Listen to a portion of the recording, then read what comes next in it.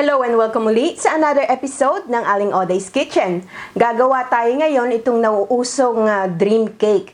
Ang dream cake ay moist chocolate cake with layers of chocolates. And here are the following ingredients.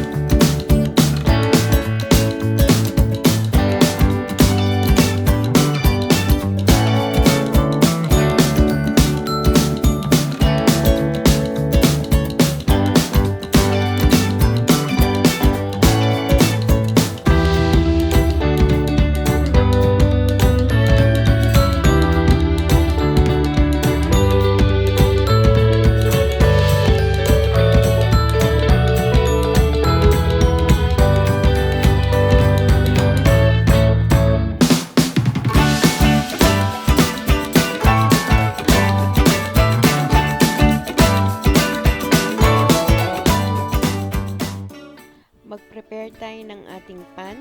Itong ating pan, gagamitin natin yung lata kasi ito yung uso ngayon. Lined with parchment paper, about 5 inches in diameter. Dahil isa lang ito, gagamit pa ako ng ganitong foil. At babrushan lang natin ng oil. Mag-preheat na rin tayo ng oven.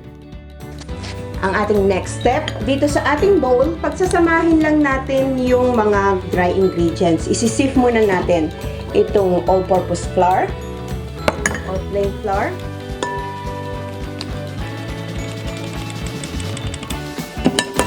Yung ating cocoa powder.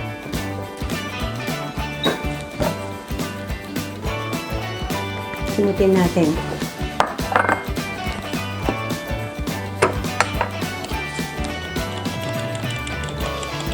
So, ang daming buo-buo. Kaya talagang dapat sinisip. Yung ating baking powder, sodium bicarbonate, salt, at yung ating sugar.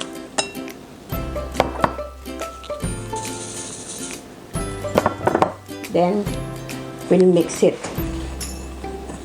Make sure na well mix ang ating dry ingredients para evenly distributed ang ating ingredients. Ayan, well mix na ang ating dry ingredients. Maglagay tayo ng well sa gitna.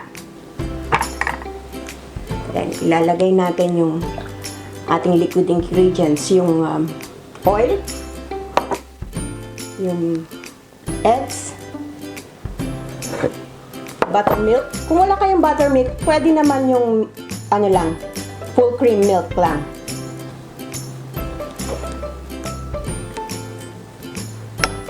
At yung ating vanilla. Mga 2 teaspoon. Okay.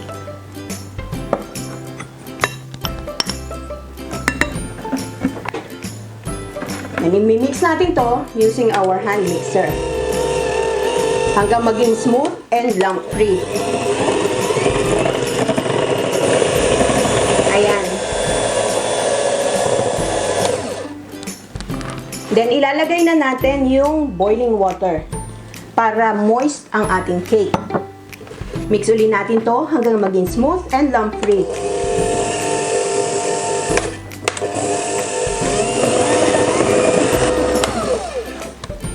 Then, scrape lang natin yung side para yung mga dumikit makuha natin.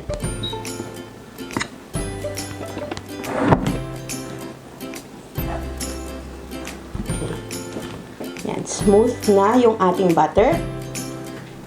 Mag-proceed na tayo sa ating next step. Then, ibubuhos natin yung cake dito sa ating prepared pan. Mga half lang ng ating tin. Kasi aalsa pa to.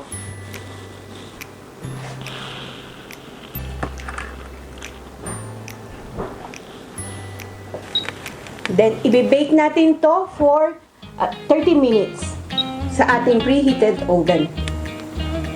After 30 minutes sa oven, eto na, check natin using a stick test. When it comes out clean, pwede na ito. Itong ating cake, di ba mayroon siyang parang lobo? Kuha lang tayo ng knife, i-flat lang natin para level lang ating cake. Tsaka matigas din ito kasi pwede natin itong pang merienda mamaya, yung mga napagtapyasan. See how moist ang ating cake. Very moist. Then, para mag-flat siya, kulang spatula, didiinan ko lang. Ang ating next step, dito naman sa ating saucepan, nilagay ko na yung ating double cream. Gagawin natin yung ganache. Painitin lang natin to, pero wag natin pakukuluin. Enough lang para matutunaw mamaya yung ating chocolates. Yung ating double cream, ilagay na natin tong chocolate chip. Iwanan lang natin yan, hayaan natin yung init niya para matunaw yung ating chocolate chips.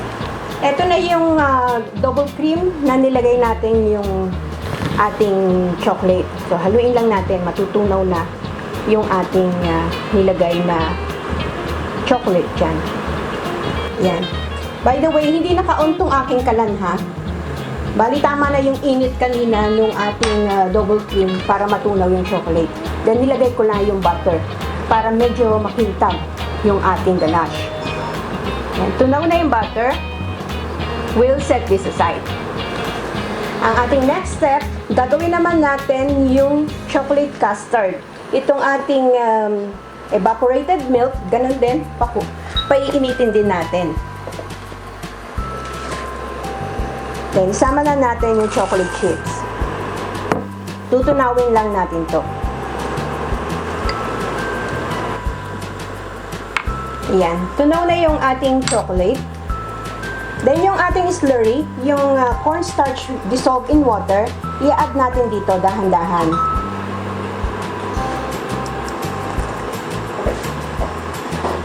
Hanggang sa lumapot lang.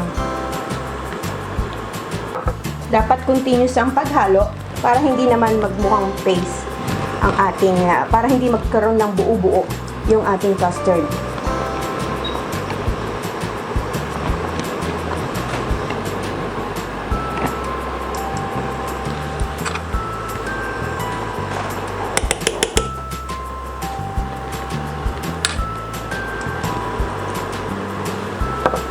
Yan, ready na yung ating custard.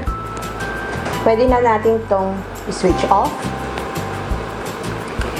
At eto naman yung second version ng aking chocolate custard or chocolate pudding. So, itong evaporated milk, lagay natin yung sugar. Then, isi-sift ko lang itong cocoa powder. Dahil walang lasang to, kailangan natin ng sugar. Yung isang version, hindi ko nilagyan ng sugar kasi matamis na yung chocolate chips. Then, itong ating cornstarch.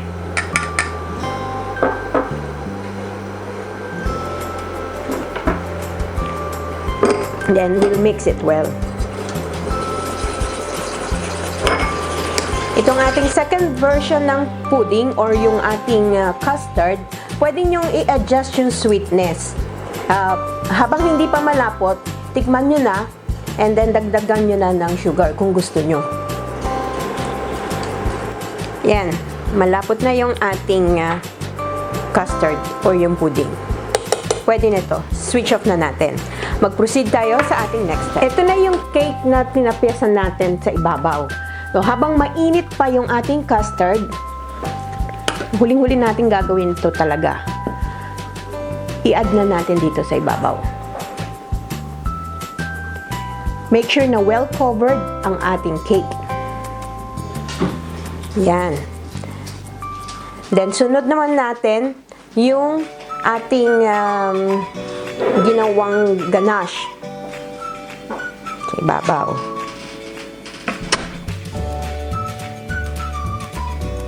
Ganun din, make sure na well-covered ang ating cake. Kung ako papipiliin nyo, mas gusto ko yung version 1 ng ating pudding o nung custard. Siyempre, mas malasa yung chocolate chips ko. Ayan, well covered na ng ganache yung ating cake. Ilagay lang natin to sa fridge hanggang tumigas yung ating ganache bago tayo mag-proceed sa ating next step. Then, continue lang natin yung iba pa nating cake. Ayan, nag-settle na yung ating ganache.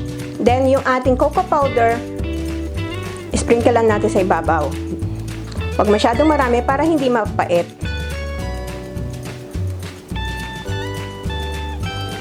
Then, try natin.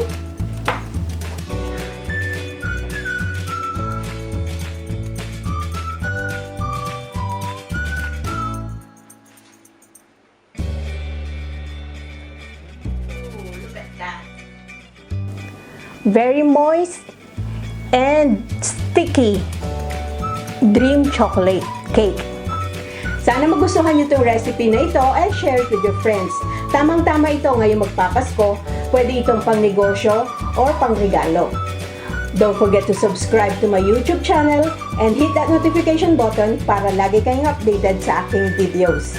Follow me on my Facebook page, Twitter, and Instagram. Link ng aking mga accounts nasa description box below. Magkita-kita ulit tayo sa aking susunod na video. Ako po si Aling Oday. Salamat! Bye!